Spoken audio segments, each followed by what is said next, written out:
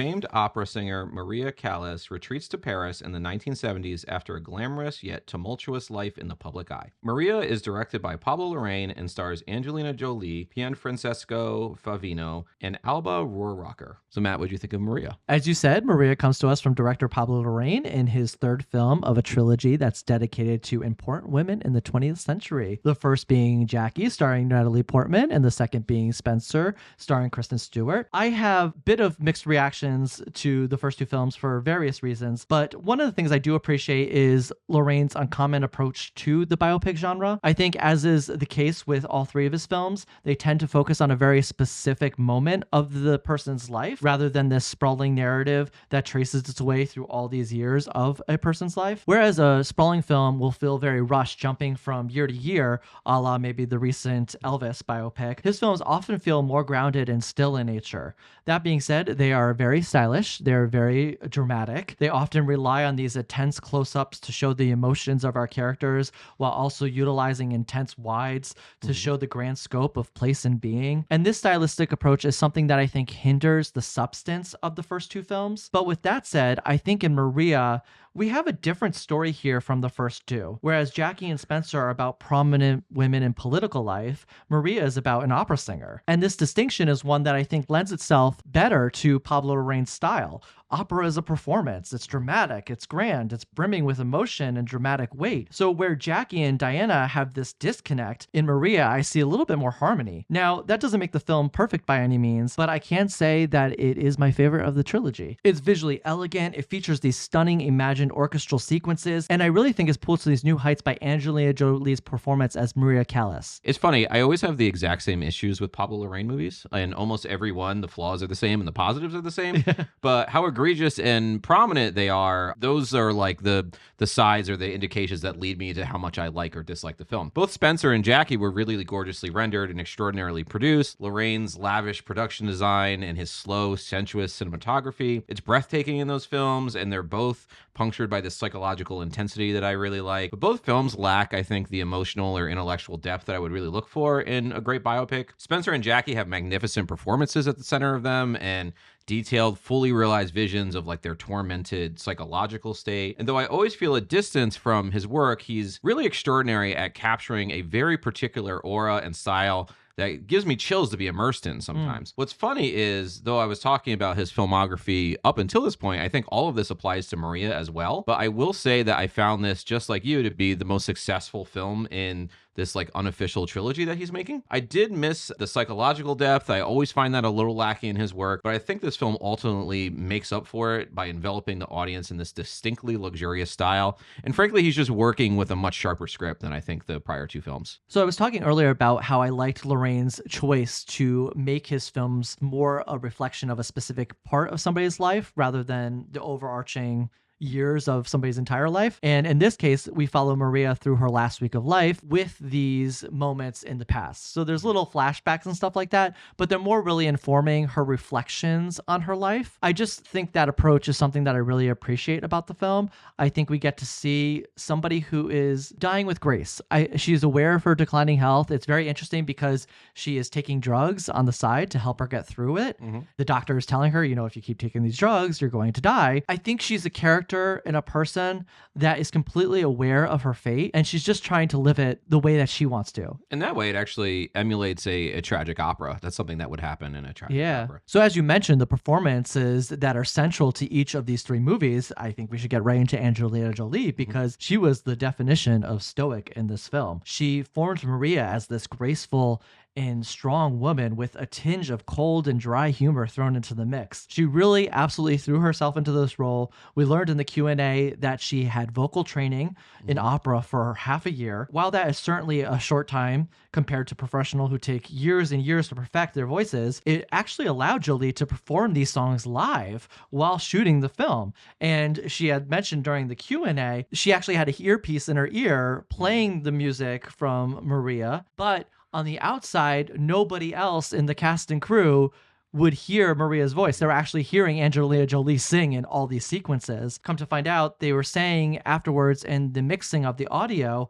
that Jolie in some scenes actually makes up 50% of the audio mix for the singing. I think this is such an important dedication on her part because it so clearly shows in her performance. It shows in the way her mouth with astonishing clarity enunciates consonant and vowels, the way her lips quiver at these high notes, and most important, how these technical aspects are in harmony with her emotions. The film knows that the work went into this so well that it makes a point to show full sequences of her singing so close up into the camera to make you aware that this is the real deal. Another thing we learned in the Q&A is she had a lot of input on the character. Pablo Larraín had discussed that he had this very different vision for how her character was going to be portrayed in the film, and Jolie actually envisioned something entirely different, a character that was strong and confident even in the face of her declining health. I think it really put the spin on Maria and the movie itself that I think is really absolutely necessary to the film. I think without it, we would have gotten a little bit more Pablo Larraín about it. It would have been overly dreary, emotional, and dramatic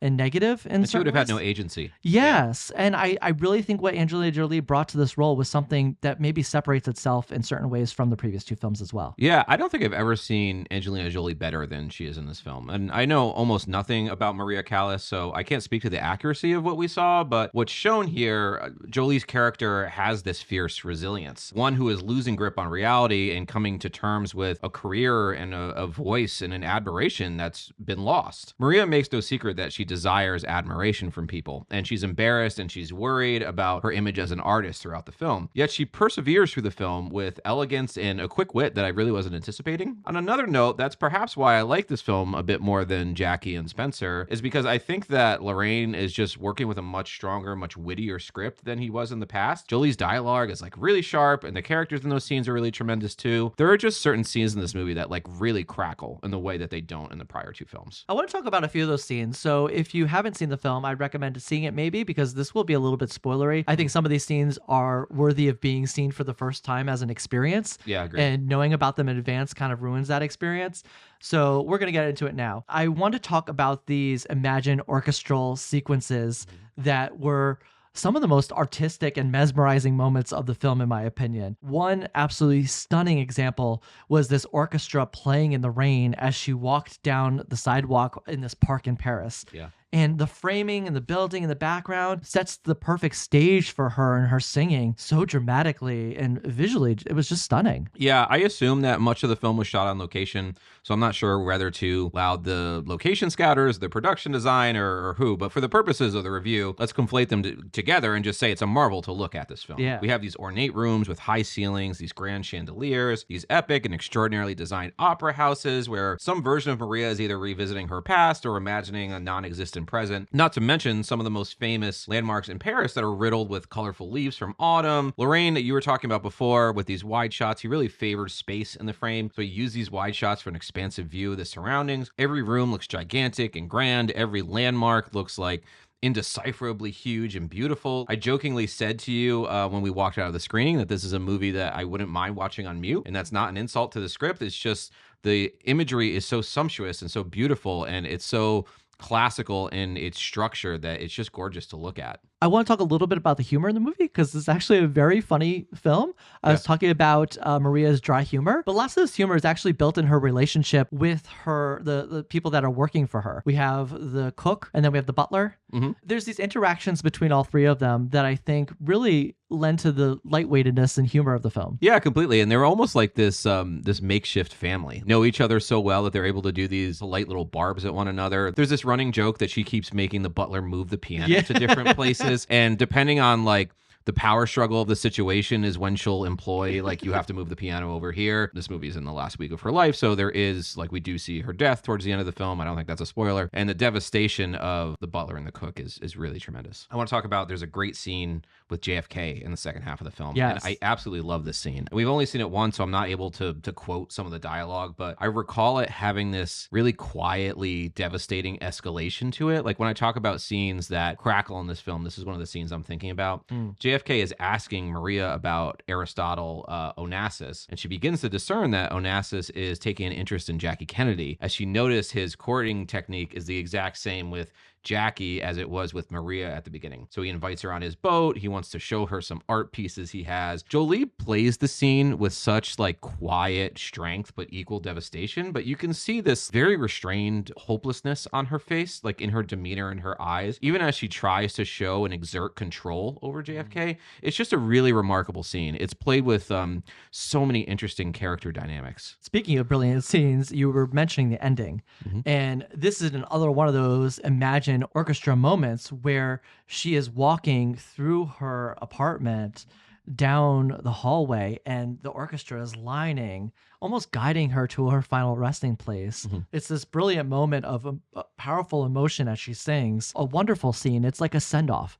It's like the music that brought her life and joy in her life is leading her to the end. And I just thought that was very poignant and sweet. This is a little bit behind the curtain stuff, but when we saw this film at New York Film Festival, we had 20 minutes between this screening ending and Seed of the Sacred Fig beginning. And I like ran outside and was literally scarfing down a hot dog to eat dinner. We did, yeah. And I was like half asking you what you thought about the film as I was like throwing a hot dog in my face. And you said, oh, the orchestra showed up one last time to send her off and play her off. And I thought that was really a sweet observation. The other scene I wanted to talk about towards the end of the film is the one with her sister in the restaurant. The two sisters like vaguely allude to their childhood, and we do see a flashback to their childhood at some point. And manipulation really seemed commonplace, as well as the mother was using them for their voices, and it seems like also their bodies, selling them to soldiers. Maria admits that she lives her life looking backwards, unable to move forward from the trauma of her childhood, and unable to reckon with all that she's lost in these years of isolation. Her sister Jackie implores her to move forward, and from that scene indicates her sister was able to overcome these hardships, and it doesn't feel it's very helpful to revisit them. And it seems like Maria is trapped in just endlessly revisiting them, and that's,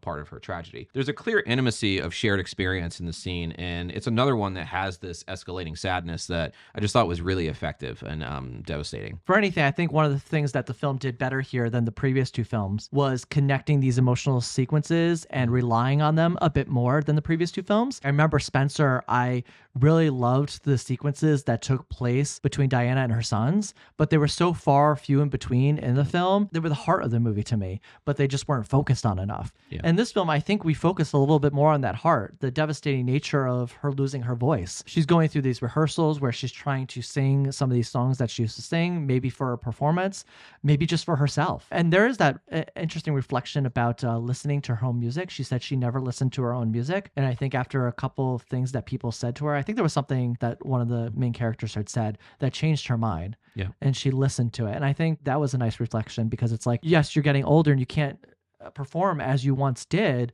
but there's still beauty in your accomplishments, and maybe to actually listen to them and appreciate them. So you ready to go to grades? I am ready to go to grades. I don't really have an ending for this, but I give the film an A-. I think I said so much of what I thought during the review. I mean, I absolutely loved it. I think Angelina Jolie was absolutely brilliant in the film. It was my favorite of the three. I had this harmony about it. All the pieces, I think, came together. And I think that is because it's focused on opera. It's focused on a performance. And I think that lends itself so much better to Pablo Larraín's style here. Yeah, the other thing too, we didn't mention this, but it has this gorgeous classical music and operatic soundtrack that really complements the lush imagery so nicely. So that is certainly in its favor as well. I give the film a B. I think it's really lovely. Ultimately, I do wish it was a little deeper with its themes and its psychology, and it perhaps showed greater wisdom in its conclusions. But it's hard to fault a film that I think remains on the surface level, like a surface level that is aesthetically as gorgeous as this one. It's kind of hard to take issue with it. But again, from the costuming to the production design, the grand and epic set pieces of the vision she has of the orchestras, it envelops you in a beauty that's so uniquely Pablo Larraín, but also so easy to forgive some shortcomings. So even as the film keeps its audience, I think, at too far a distance, I did feel a genuine sadness at the film's conclusion. It's muted, it's devastating, and it's very, very artfully composed. I could have used a bit more, I think, wisdom and a bit deeper of a psychological leaning here, but I think it was really good. And that's it for our review of Maria, which is coming out in theaters on November 27th and will be on Netflix on December 11th. So go check it out. Let us know what you think in the comments, and we will see you next time.